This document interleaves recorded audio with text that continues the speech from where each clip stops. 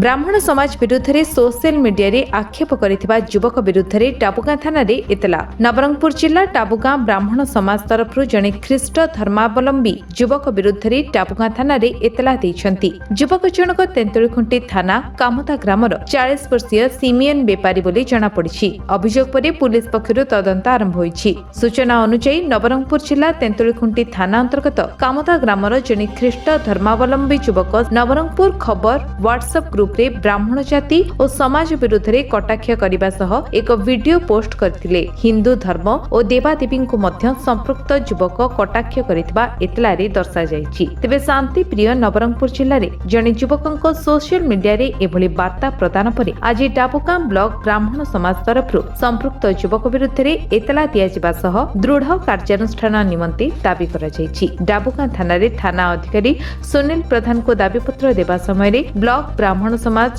सभापति शिव प्रसाद मिश्र, संपादक संजय पाढ़ी, पूर्वतन सभापति धीरेन्द्र त्रिपाठी, सुरेन्द्र मिश्र, शिशिर पात्र, राजेन्द्र मिश्र, गगन गंतायत, शुभजीत पाणिग्राही, शुभम मिश्र, रंजित पात्र, अमूल्य पंडा, सत्य प्रसाद दास, मुरली गंतायतଙ୍କ सह अन्य माने उपस्थित थिले। नवरंगपुर गगन गंतायत रिपोर्ट विश्व विजय न्यूज ओडिशा।